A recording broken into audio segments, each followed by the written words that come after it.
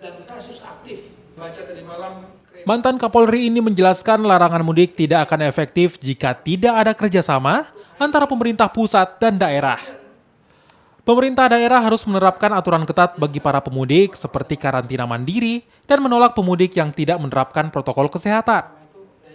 Aturan ini diberlakukan sebagai langkah antisipasi penyebaran COVID-19.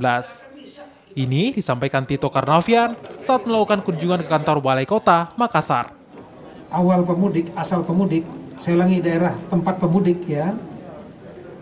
Ini mereka kita berikan kampanye-kampanye, penjelasan-penjelasan untuk mereka tidak mudik. Termasuk misalnya larangan bagi ASN, BUMN untuk tidak mudik. Bahkan ada beberapa swasta pun yang melarang karyawan-karyawannya untuk mudik. Itu ya. Dan langkah ini dilakukan secara masif.